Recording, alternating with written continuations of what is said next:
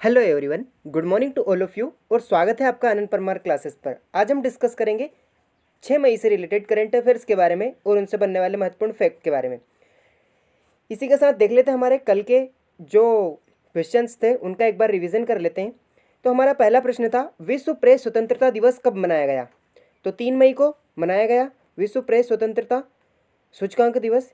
इसके बाद भारतीय रिजर्व बैंक के नए डिप्टी गवर्नर के रूप में किसे चुना गया? तो टी बी शंकर को चुना गया। भारत ने तीसरी सबसे बड़ी आईटी कंपनी कौन सी बनी है? तो वो बनी है विप्रो। इसी के साथ किस पत्रकार ने यानी कि पत्रकारों को फ्रंट लाइन कोविड योद्धा सम्मान दिया गया है? तो वो दिया गया है ओडिशा सरकार द्वारा। इसी के साथ किसने पुर्तगाली ग्रैंड प्रिक्स 2021 की रेस जीती है? तो मर्सिडीज के ड्राइवर लुइस हैमिल्टन ने इसको जीता है। किसने जापान का order of the rising sun सम्मान से सम्मानित किया गया है? तो श्यामला गणेश को, यानी कि ऑप्शन बी हमारा सही था। इसी के साथ विक्रमजीत कंवरपाल का निधन हुआ है। वह एक प्रसिद्ध क्या थे? तो वो थे एक अभिनेता और एक सेवानिवृत्त अधिकारी। बिहार राज्य के नए मुख्य सचिव के रूप में किसे चुना गया है? तो वो त्रिपुरारी शरण को चुना गया है।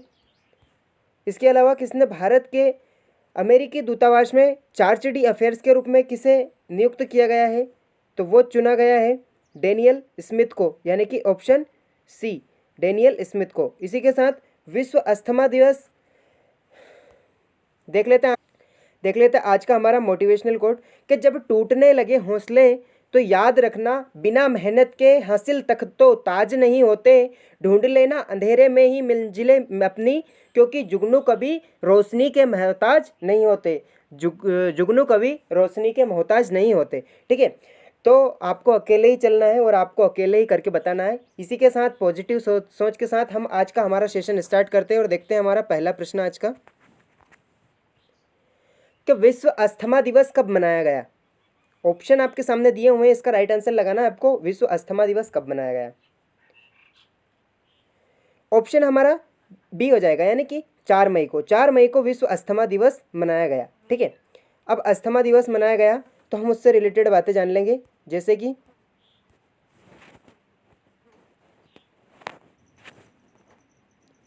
इस साल यानी कि हर साल मई महीने में पहले मंगलवार को विश्व अस्थमा दिवस मनाया जाता है और इस वर्ष यहाँ 4 मई को मनाया गया है। ठीक है, इससे पहले हम अप्रैल के महत्वपूर्ण दिवस है उनके बारे में बात कर लेते हैं। जैसे 7 अप्रैल को विश्व स्वास्थ्य दिवस, इसके अलावा 17 अप्रैल को हीमोफीलिया दिवस, 18 अप्रैल को विश्व विरासत दिवस, 22 अप्रैल को पृथ्वी दिवस, 25 अप्रैल को मलेरिया दिवस और 29 अप्रैल को जो है कि नृत्य दिवस, वर्ल्ड डांस डे मनाया गया। ठीक है, अब 4 मई को अस्थमा दिवस मनाया गया तो इसका जो है कि मुख्य उद्देश्य क्या था? तो अनकवरिंग अस्थमा माइनोसाइट्स, यानी कि इसका जो है कि विषय रखा गया है 2021 का। और इस जो विश्व अस्थमा दिवस का आयोजन ग्लोबल इनिशिएटिव फॉर अस्थमा द्वारा प्रतिवर्ष किया जाता है। इसी के साथ 1998 में पहली बार 35 देशों के बीच विश्व अस्थमा दिवस मनाया गया था। ठीक है, इसी के साथ देख लेते हैं हमारा दूसरा प्रश्न, किसे दिल्ली कैपिटल के टैलेंट सर्च प्रमुख के रूप में नियुक्त किया गया है? तो ऑप्शन आपके सामने दिए हुए हैं, आपको राइट आंसर टिक करना है। क्या आएगा इसका? Option A Saiyar Saba Karim. इनको जो है कि आईपीएल की टीम दिल्ली कैपिटल्स के टैलेंट सर्च प्रमुख के रूप में नियुक्त किया गया है। ठीक है, इनको किया गया है तो मुंह तो दिखाइए अंकल। अच्छा, मुंह नहीं दिखाएंगे वो। ठीक है, कोई बात नहीं, मत देखो, रहने दो। ठीक है, तो अब हम इनसे रिलेटेड बातें को जान लेंगे। जैसे कि आईपीएल में जो 18 यानी कि 13वां संस्करण हुआ था वो यूएई में हुआ था और उसका जो कि प्रायोजक कौन था? तो वो था ड्रीम 11। इसी के साथ 14वां जो है वो स्टार्ट हुआ है चेन्नई से और ये ख़त्म यानी कि इसका फाइनल कहाँ पर होने वाला था? अहमदाबाद, जो कि नरेंद्र मोदी स्टेडियम में। लेकिन ये जो है कि हाल ही में पोस्टपोन कर दिया गया है कोविड-19 के चलते। ठीक है, तो इसी के साथ इसका जो है कि जब ये हाल ही में स्पॉन्सर था वो कौन था? तो वो था वीवो, जो कि एक चाइनीज़ कंपनी है। इसी के साथ आईपीएल में 6000 रन बनाने वाले खिलाड़ी कौन बने? तो विराट कोहली। ठीक है, जो 13वां संस्करण हुआ था उसमें पर्पल कैप किसे मिला था? तो किसेस रबाडा को, और ऑरेंज कप केएल राहुल को मिला था। इसी के साथ देख लेते हैं आरबीआई ने किस बैंक पर 3 करोड़ रुपए का जुर्माना लगाया है? तो किस बैंक पर लगाएं? ऑप्शन आपके सामने दिए हुए हैं, आपको राइट आंसर टिक करना है। तो ऑप्शन हमारा सी हो जाएगा, यानी कि ICICI बैंक। इस पर RBI ने यानी कि रिजर्व बैंक ऑफ इंडिया ने 3 करोड़ का जुर्माना लगाया है। अब जुर्माना लगाया है तो वो कारण जान लेते हैं कि भारतीय रिजर्व बैंक ने लगाया है, तो ये एक श्रेणी में दूसरी श्रेणी यानी कि एक श्रेणी से दूसरी श्रेणी में स्थानांतरित करने वाले जो मामले हैं उनके निर्देश का उल्लंघन इसने किया है। और ICICI बैंक ने 2 करोड़ रुपए का जुर्माना लगाया है ICICI बैंक पर। ठीक है, तो इसका मुख्यालय मुंबई में है और इसके MD संदीप बख्शी है। इसी के साथ SBI के चेयरपर्सन कौन है? तो दिनेश खारा है। और एक्सिस बैंक के हाल ही में MD और CEO अभी हाल ही में नियुक्त किए गए हैं राजीव चौधरी को। ठीक है, इसी के साथ ये जो बैंक पर यहाँ मौद्रिक जुर्माना, ये वर्गीकरण, मूल्यांकन और निवेश पोर्टफोलियो के लिए जो प्रूडेंशियल नॉर्म्स पर अपने मास्टर सर्कुलर में संचालन के लिए निहित दिशा और निर्देशों के उल्लंघन करने के लिए इसे जुर्माना लगाया गया है। सीधे सीधे शब्दों में जो एक पॉलिसी रहती है उसका पालन ना करने पर यह जुर्माना लगाया गया है RBI के द्वारा। ठीक है, इसी के साथ देख लेते हैं राष्ट्रीय मानव अधिकार आयोग के कार्यकारी अध्यक्ष पद पर किसे नियुक्त किया गया है? तो ऑप्शन डी हमारा यानी कि प्रफुल्ल चंद्र, इनको जो है कि राष्ट्रीय मानव अधिकार आयोग के कार्यकारी अध्यक्ष पद पर नियुक्त किया गया है, United Nations human right commission UNHRC, जैसे कि आप स्क्रीन पर देख सकते हो। तो इनको नियुक्त किया गया है मानव अधिकार आयोग के पूर्व जो जस्टिस HL दत्तू थे, इनकी जगह ये लेंगे। ठीक है, UNHRC के जो जस्टिस थे HL दत्तू, इनकी जगह लेंगे प्रफुल्ल चंद्र पंत। मानव अधिकार आयोग की बात की गई है तो इसकी स्थापना 1993 को स्टार्ट की गई थी इसको। राष्ट्रीय मानव अधिकार आयोग का मुख्यालय न्यू दिल्ली में। ठीक है, इसी के साथ DRDO के अध्यक्ष कौन है? तो जी सतीश रेड्डी। UNO के महानिदेशक कौन है? तो वो यानी कि प्रतिनिधि भारत के S त्रिमूर्ति है। और मुख्य सतर्कता आयुक्त संजय कोठारी है। मुख्य सूचना आयुक्त यशवर्धन कुमार सिन्हा है। सेबी के अध्यक्ष अजय त्यागी है। और UPSC के चेयरमैन PK जोशी है। एक क्वेश्चन इंपॉर्टेंट है, आ सकता है। ठीक है, तो इसी के साथ अगला प्रश्न है, किस देश ने पूर्व क्रिकेटर थिसारा परेरा ने संन्यास लेने की घोषणा की है? तो भाई परेरा किस देश से बिलोंग करता था यानी कि करते हैं, तो उन्होंने हाल ही में संन्यास की घोषणा की है। तो भाई लोग वो बिलोंग करते हैं श्रीलंका से। ठीक है, श्रीलंका के पूर्व क्रिकेटर थिसारा परेरा ने संन्यास लेने की घोषणा कर दी है। अब हम जान लेते हैं कुछ इंपॉर्टेंट बातें। पहले तो इनसे रिलेटेड, जैसे कि आप देख सकते हो परेरा को, तो श्रीलंका के जो ऑलराउंडर और पूर्व कप्तान जो कि बॉलर थिसारा परेरा है, इनको क्रिकेट के सभी प्रारूपों से संन्यास लेने की घोषणा की है। थिसारा परेरा ने अपने 12 साल के अंतर्राष्ट्रीय करियर को समाप्त करने की घोषणा की है। इसी के साथ प्रथम महिला क्रिकेट टीम की, जो भारतीय क्रिकेट टीम की प्रथम महिला कप्तान वो कौन थी? तो शांता रंगास्वामी, जो कि कर्नाटक से बिलोंग करती थी। इसके अलावा खेल भावना दिखाने के लिए दशक का सबसे बेस्ट क्रिकेटर का अवार्ड किसे दिया गया है? तो MS धोनी को। श्रीलंका के जो बॉलर है अकिला धनंजय, उनकी 6 बॉल पर 6 छक्के लगाने वाले खिलाड़ी कौन है? तो वो है क्रिस गेल।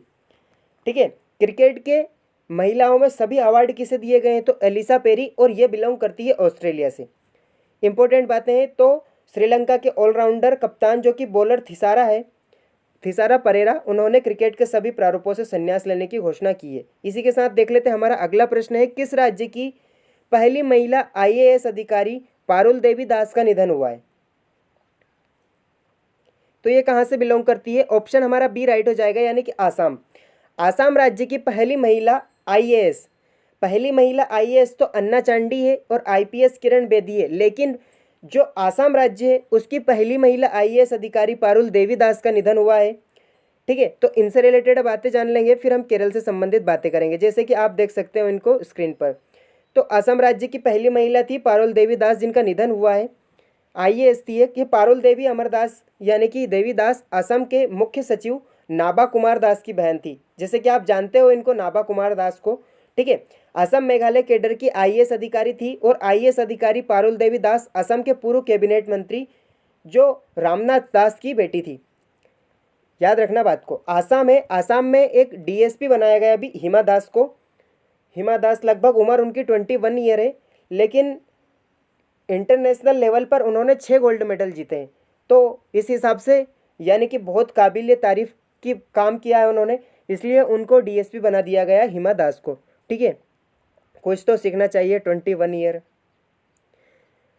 ठीक है, तो इसी के साथ आसाम में चाय बगीचा धन पुरस्कार योजना को स्टार्ट किया गया है। इसी के साथ Anandam centre for the care happiness जो कि जम्मू कश्मीर में स्टार्ट किया गया है। पहली लिथियम रिफाइनरी गुजरात में स्टार्ट की गई है। इसमें एक ऑप्शन था बिहार। ठीक है, जैसे कि हमारा डी ऑप्शन था बिहार, तो बिहार केसरी के नाम से किसे जाना जाता है? टी प्रकाशम को। और पंजाब केसरी लाला लाजपत राय को, आंध्र केसरी टी प्रकाशम को जाना जाता है। ठीक है, इसी के साथ किसे 29वें युद्धवीर मेमोरियल अवार्ड से सम्मानित किया गया? तो ऑप्शन आपके सामने दिए हुए हैं, आपको राइट आंसर लगाना है। इसका क्या आएगा? डॉक्टर इविती फर्नांडिस। इनको जो है कि 29वें युद्धवीर मेमोरियल अवार्ड से सम्मानित किया गया है। ठीक है, जैसे कि आप स्क्रीन पर इनका इमेज देख सकते हो। इनसे रिलेटेड बातें हम जान लेंगे कि इनको 29वें युद्धवीर मेमोरियल अवार्ड से सम्मानित किया गया। और युद्धवीर मेमोरियल अवार्ड इसमें क्या क्या दिया जाता है? तो एक प्रशस्ति पत्र दिया जाता है और 1 लाख रुपए की राशि दी जाती है। डॉक्टर इविती फर्नांडिस को स्वास्थ्य सेवा के क्षेत्र में ज़्यादा यानी कि अधिकतम योगदान देने के लिए और महिलाओं को सशक्तिकरण के लिए अवार्ड दिया गया है। ठीक है, और ये Fernandez hospital education and research foundation जो मैनेजिंग जो ट्रस्ट है उसके फर्नांडिस फाउंडेशन के जो चेयरपर्सन है वो फर्नांडिस हॉस्पिटल यानी कि एजुकेशनल रिसर्च, ये दोनों हैं। इनके जो है कि चेयरपर्सन है वो इविती फर्नांडिस है। इनको 29वां युद्धवीर मेमोरियल अवार्ड से सम्मानित किया गया है। इसके अलावा भ्रष्टाचार विरोधी अवार्ड से किसे सम्मानित किया गया है? तो अंजलि भारद्वाज को। 30वां सरस्वती अवार्ड शरद कुमार लिम्बाले को दिया गया है। 30वां व्यास सम्मान शरद पगारे को दिया गया है पाटलिपुत्र साम्राज्ञी के लिए। हिंदी साहित्य का पुरस्कार अनामिका को दिया गया है टोकरी में दिगंत के लिए। और 51वां दादा साहब फाल्के पुरस्कार रजनीकांत को दिया गया है। सबसे पहला दादा साहब फाल्के पुरस्कार देविका रानी रोरिक को दिया गया था। ठीक है, इसी के साथ देख लेते हैं हमारा अगला प्रश्न जो है, कोटक महिंद्रा लाइफ इंश्योरेंस में किसे एमडी पद पर नियुक्त किया गया है?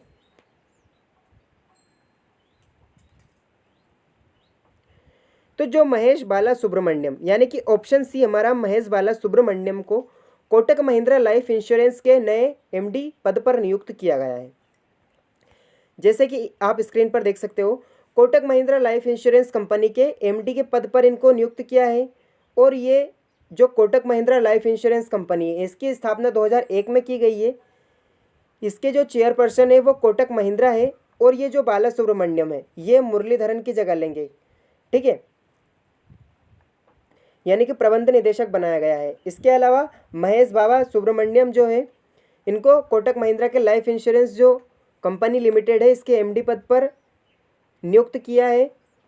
और जो मोस्ट वैल्यूएबल बैंक है वो कौन सी है? किसानों के लिए मोस्ट वैल्यूएबल बैंक तो एचडीएफसी बैंक जो कि 7वीं बार बनी है।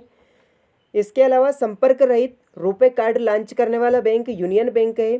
कार्डलेस कैश विड्रॉ करने वाला बैंक वो भी यूनियन बैंक है। इसके अलावा ऑनलाइन केवाईसी प्रोवाइड करने वाला बैंक कोटक महिंद्रा बैंक है। इतनी बातें बैंक से रिलेटेड है, याद रखना आपको। आईओसी के बिलीव इन स्पोर्ट्स अभियान के लिए किसे एथलीट राजदूत के रूप में नियुक्त किया गया है? तो क्या आएगा इसका राइट आंसर? ऑप्शन हमारा बी हो जाएगा, मिशेल ली। इनको जो है कि आईओसी के बिलीव इन स्पोर्ट्स अभियान के लिए एथलीट राजदूत के रूप में नियुक्त किया गया है। ठीक है, जैसे कि आप देख सकते हो इनको जो है कि इनके बारे में महत्वपूर्ण बातें जान लेंगे कि सिंधु और ली दुनिया भर के अन्य एथलीटों एम्बेसडर में एक साथ यानी कि एथलीट के बीच प्रतिस्पर्धा है उसके साथ जो हेरफेर के विषय में जागरूकता बढ़ाने के लिए इनको प्रोत्साहित करने के लिए काम करेंगे। और अंतर्राष्ट्रीय जो ओलंपिक समिति है उसका मुख्यालय स्विट्जरलैंड में है। स्विट्जरलैंड के बर्न में अंतर्राष्ट्रीय ओलंपिक जो समिति है उसकी स्थापना कब की गई थी? तो 1894 को की गई थी। इसी के साथ किस राज्य के राज्यपाल जगन मोहन का निधन हुआ है? तो ऑप्शन ए हमारा जम्मू कश्मीर के जो पूर्व राज्यपाल है जगमोहन, उनका निधन हुआ है। ठीक है, उनसे रिलेटेड बातें हम जान लेंगे। जब जम्मू कश्मीर विभाजित नहीं हुआ था तब के बेहतरीन जो प्रशासक और प्रख्यात विद्वान जो 1984 से लेकर 1989 तक के राज्यपाल रहे हैं और 1990 में इनको जम्मू कश्मीर के राज्यपाल इनको बनाया गया था। ठीक है, जम्मू कश्मीर के जो राज्यपाल वर्तमान वो कौन है? तो मनोज सिन्हा है। बिहार के राज्यपाल फागू चौहान है। उत्तर प्रदेश के राज्यपाल आनंदी बेन पटेल है जो कि मध्य प्रदेश की भी राज्यपाल है। इसी के साथ गोवा के नए राज्यपाल बने हैं सुनील अरोड़ा है। महाराष्ट्र के राज्यपाल भगत सिंह कोश्यारी है। गुजरात के राज्यपाल आचार्य देवव्रत है और राजस्थान के राज्यपाल कलराज मिश्र है। राज्यपाल से भी इम्पोर्टेंट क्वेश्चन बनते हैं तो आपको याद रखना है। ठीक है, इसी के साथ देख लेते हैं हम कुत्ते की धूम सीरीज। ठीक है, कुत्ते की धूम सीरीज अगर पसंद नहीं आया हो इनाम तो अपने हिसाब से चेंज कर लेना। ठीक है, तो हम इसमें बात करने वाले हैं 10 इंपॉर्टेंट क्वेश्चंस के बारे में। ठीक है, तो हम आज बात करने वाले हैं 1857 की क्रांति से रिलेटेड बातें, यानी कि 1857 ईस्वी के विद्रोह के समय ब्रिटिश प्रधानमंत्री कौन था? यूपीपीसीएस 2000 में पूछा गया सवाल है, तो वो था पामस्टर्न। ठीक है, 1857 ईस्वी के स्वाधीनता संग्राम का प्रतीक क्या था? तो वो था कमल और रोटी। एमपीपीएससी में पूछा गया भाई 2001। कब एसएससी और कांस्टेबल जैसी व्यापम जैसी एग्ज़ाम कब इसको अपना क्वेश्चन बना ले ये तो नहीं कह सकते, पर इसको पूछा गया है। रानी लक्ष्मीबाई को अंतिम युद्ध में सामना करना पड़ा था, तो किसका? यूरोज का, वो नाखून वाला, पता होगा। ठीक है, बेगम हजरत महल ने 1857 के विद्रोह का नेतृत्व निम्नलिखित में से किस शहर से किया था? तो वो किया था लखनऊ, जो कि एसएससी एमटीएस में 2002 में पूछा गया है। रानी लक्ष्मीबाई का मूल नाम क्या था? तो मणिकर्णिका, और इस पर कंगना रनौत ने जो है कि मूवी भी बनाई है Manikarnika the queen of Jhansi, जैसे कि आप सभी को पता है। इसी के साथ हमारा अगला प्रश्न है 1857 ईस्वी के विद्रोह में कानपुर में सैनिकों का नेतृत्व किसने किया था? तो नाना साहब ने किया था। 1857 में किसने इलाहाबाद को आपातकाल मुख्यालय बनाया था? तो लॉर्ड कैनिंग ने। किस कंपनी ने सर्वप्रथम भारत में रेल यात्रा प्रारंभ की थी? तो great Indian peninsula railway. Bharat में न्यायिक संगठन की स्थापना किसने की थी? तो लॉर्ड कॉर्नवालिस ने। किसने 1857 में जो क्रांति हुई थी उसमें भाग नहीं लिया है? तो चंद्रशेखर आज़ाद ने भाग नहीं लिया है, याद रखना आपको। ठीक है, इसी के साथ देख लेते हैं आज का हमारा अंतिम मोटिवेशनल कोट। सामने हो मंजिल तो रास्ते ना मोड़ना, जो भी हो मन में वह अपने मत तोड़ना। कदम कदम पर मिलेंगी मुश्किलें आपको, कदम कदम पर मिलेंगी मुश्किलें आपको, बस सितारे चुनने के लिए ज़मीन मत छोड़ना, सितारे चुनने के लिए ज़मीन मत छोड़ना। ठीक है, ऊंचाइयों को छूना है लेकिन ज़मीन पर रहकर। ठीक है, तो ना रुकना है, ना झुकना है, ना टूटना है, सिर्फ आगे बढ़ते जाना है, आगे बढ़ते जाना है और आगे ही बढ़ते जाना है। इसी के साथ दोस्तों हमने अप्रैल का पूरा कंप्लीट वीडियो पोस्ट कर दिया है, तो आप जाकर अप्रैल का जो कंप्लीट वीडियो भी देख सकते हो। ठीक है, so that is it for today guys. आज के वीडियो में बस इतना ही। वीडियो पसंद आया हो तो लाइक करें, अपने दोस्तों के साथ शेयर करें और ऐसे ही और अधिक वीडियोस देखने के लिए आनंद परमार क्लासेस को सब्सक्राइब करें। So keep learning, keep watching and keep growing. Thank you for watching.